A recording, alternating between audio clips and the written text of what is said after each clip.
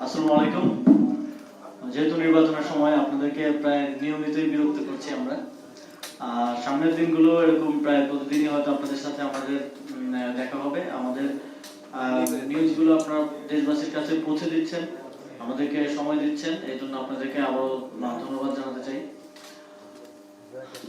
আমরা আজকে অফিসিয়ালি জাতীয় নাগরিক পার্টির যে নির্বাচন পরিচালনার জন্য এবং আমাদের প্রার্থীদের নির্বাচন পরিচালনার জন্য যে অর্থের প্রয়োজন সেই অফিসিয়ালি ক্রাউডফান্ডিং কাজকে শুরু করছি।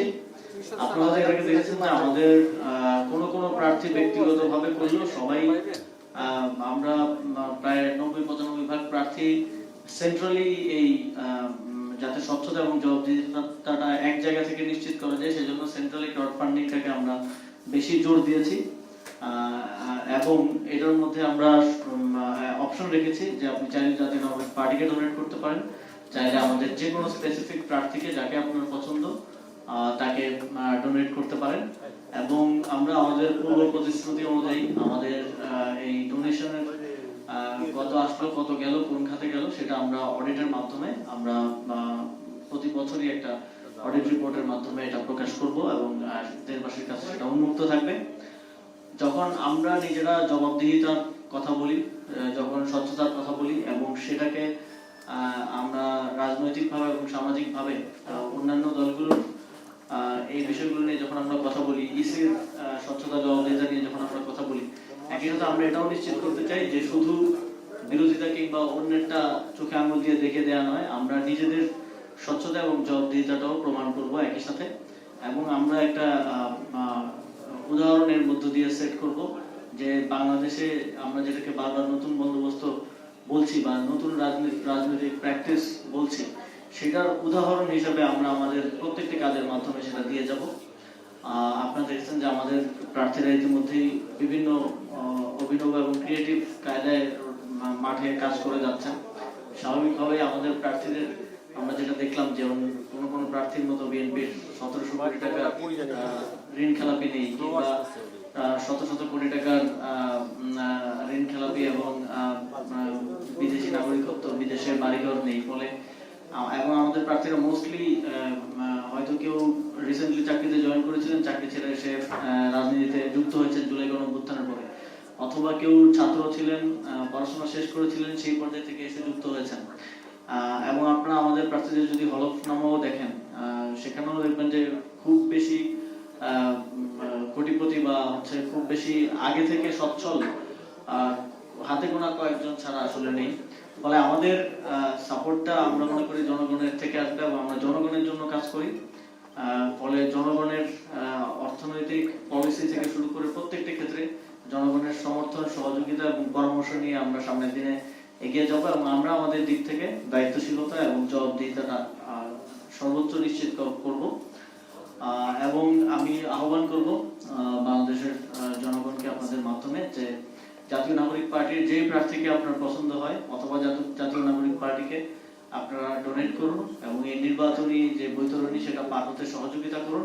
এবং আমরা আপনাদের অর্থে, আপনাদের সহযোগিতায়, আপনাদের সমর্থনে নির্বাচিত হলে জাতীয় নাগরিক পার্টির প্রার্থীরা আমরা সংসদে গিয়ে আপনাদের ভয়েসটাই রেজ করব। আমরা যদি অন্যান্য দলের মতো কোনো ব্যবসায়ের অর্থে কিংবা কোনো ঋণ খেলাপির অর্থে নির্বাচিত হই তাহলে আমরা সংসদে গিয়েও সেটাই প্র্যাকটিস করার সম্ভাবনা বেশি এবং সেই ব্যবসায়ীদেরই বেনিফিট দেওয়ার সম্ভাবনা বেশি। কিন্তু আমরা যদি জনগণের আমরা মনে করি যে আমরা জনগণের সমর্থন নিয়ে, জনগণের সহযোগিতা নিয়ে সেখানে যেতে চাই এবং জনগণের প্রতি আমাদের একমাত্র দায়বদ্ধতা থাকুক সেটা আমরা চাই। আপনাকেই বলছি, ইন্স্যুরেন্স করলে সিটিতে সুরক্ষা পাবেন নিশ্চিত।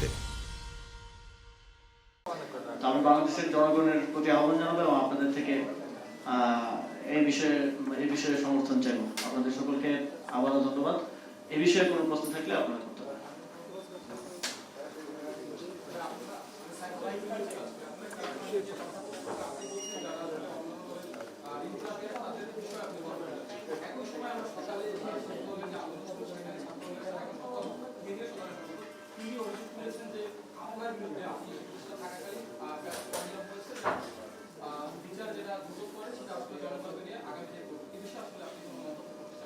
অবশ্যই আমার বিরুদ্ধে কোনো প্রমাণ থাকলে অবশ্যই আমি বিচার মাথা পেতে নিব। তবে আপনারা এর আগে দেখেছেন যে এখন পর্যন্ত অনেক প্রচারণা আছে, কিন্তু কোনো সলিড কোনো কিছু তারা এখন পর্যন্ত কেউই দিতে পারেনি, দিতে ব্যর্থ হয়েছে। বাংলাদেশে আমরা দেখেছি যখন আওয়ামী লীগের মতো শক্তিশালী সরকার ক্ষমতায় ছিল, তখনও তাদের কোথায় কি আছে সবকিছু বের করা গেছে। তো আমার যদি থাকে আপনারা বের করেন, আমি এটা চ্যালেঞ্জ করছি, আপনারা সরাসরি কথা বলেন। আপনারা দেখবেন যে যখনই আমরা কোনো অনিয়মের বিরুদ্ধে কথা বলি, যখনই আমরা কোনো কঠিন অবস্থান নেই, তখনই আমাদের বিরুদ্ধে এই প্রচারণাগুলো জোরে সোরা হয়। সামনের দিনে আপনি আরো যদি একটা চোথা নিউজ, মানে চোথা নিউজ যেটাকে আমরা বলি আর কি, বিভিন্ন জায়গা থেকে সাপ্লাই দেওয়া নিউজ, এর আগে আমরা প্রমাণও পেয়েছি যে সাপ্লাই দেওয়া নিউজ আমাদের আহ্বায়কের বিরুদ্ধে করা হয়েছে, আমার বিরুদ্ধে করা হয়েছে। দেখতে পান আগামী 2 দিনের মধ্যে, তাহলে অবাক হওয়ার কিছু নেই। কারণ আমরা ঋণ খেলাপিদের বিরুদ্ধে আমাদের শক্ত অবস্থান দেখিয়েছি। বাংলাদেশের কোন রাজনৈতিক দল এরকম কঠোর অবস্থান নিতে পারেনি। আমরা দ্বৈত নাগরিকত্বধারীদের দেওয়ার বিষয়ে শক্ত অবস্থান নিয়েছি। নাগরিক আমরা পার্টি হিসেবে তাদের বিরুদ্ধে ইন প্রিন্সিপাল আমরা স্ট্রং অবস্থান নিয়েছি এবং আমাদের কার্যক্রম চলমান আছে। সেই জায়গা থেকে যারা এর ফলে ভুক্তভোগী হচ্ছে, যে 1700 কোটি টাকার ঋণ খেলাপি, যে আমাদের এই কার্যক্রমের ফলে আমাদের এই জবাবদিহিতা আদায়, বাংলাদেশের জনগণের পক্ষ থেকে আমরা যে জবাবদিহিতা আদায় করতে চাই, সেই কার্যক্রমের ফলে ভুক্তভোগী হচ্ছে, তিনি তো অবশ্যই তার 17 কোটির 1 কোটি আমাদের বিরুদ্ধে ইউজ করতে পিছপা হবেন না। ফলে এটা খুব স্বাভাবিকভাবে আমি ধরে নিচ্ছি। তবে খুবই দুঃখজনকভাবে আমরা দেখলাম যে আমরা নির্বাচন কমিশনের সাথে এই বিষয়গুলো নিয়ে কাজ করছিলাম, নির্বাচন কমিশনকে জবাবদিহিতার আওতায় আনছিলাম। কিন্তু নির্বাচন কমিশনকে প্রশ্ন করলে সেটার জবাব যদি কোন রাজনৈতিক দলের কিংবা ছাত্র সংগঠনের লোকেরা দেয়, তাহলে আসলে বোঝা যাচ্ছে যে আমাদের নির্বাচন কমিশন এবং নির্বাচনটা কোন দিকে যেতে যাচ্ছে। আমরা আজকে এই টপিকের বাইরে না যাই, আমরা আজকে আমাদের ফান্ড রেজিং নিয়ে থাকি, যেহেতু এটা আমাদের অর্থ উপকমিটির একটি প্রোগ্রাম। Thank you. একটা প্রশ্ন আছে, বিষয়টা হচ্ছে একটু বাইরে আসলে প্রশ্ন করতে হচ্ছে এই কারণে, কারণ হচ্ছে একটু আগে নাইস ইসলাম এবং আপনি হচ্ছে জামাতের সাথে একটা মিটিং করে রাখছেন, সেই বিষয় কিন্তু মাত্র সত্য। আমরা সেই আপডেটটা জানতে চাই। গতকাল কিন্তু বলেছিলেন যে জোর শরীফ যারা আছে তাদেরকে এই বিষয়ে অবগত করবেন এবং কিছুক্ষণ পরে প্রধান উপদেষ্টার সাথে বলবেন। আমরা তাদেরকে অবগত করেছি, এই বিষয়ে আমাদের ফার্দার আরো বিস্তারিত ডিসকাশন হবে এবং তারপর আমরা জোটের পক্ষ থেকে এই বিষয়ে আমাদের জোটের অবস্থান জানাবো। এই বিষয়ে প্রক্রিয়া চলমান আছে।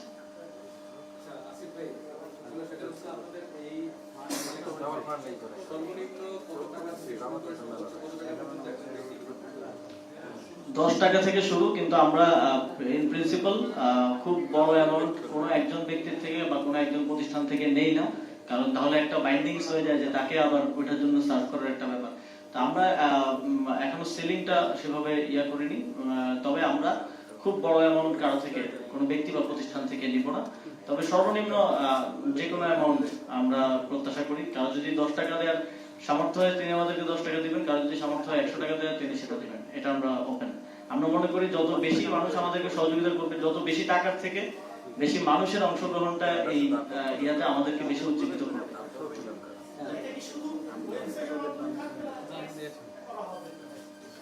আমরা এটা ওয়েবই রাখছি, ওয়েবের মাধ্যমেই, কারণ অ্যাপটা একটু ব্যবহারের ক্ষেত্রে একটু জটিলতা বা সবার ডাউনলোড করা, এটা একটু আমরা এটাকে ইউজারদের জন্য বা যারা ডোনেট করবে তাদের জন্য যত ইজি করা যায়। আপনারা হয়তো দেখেছেন যে একটা ডোনেট করতে 30 সেকেন্ড 40 সেকেন্ডের বেশি সময় লাগার কথা না, ততটা সহজ রেখেছি আর কি।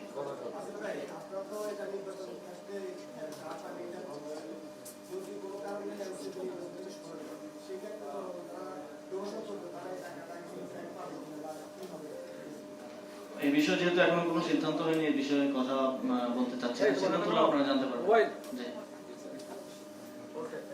ঠিক আছে, ধন্যবাদ আপনাদের সকলকে।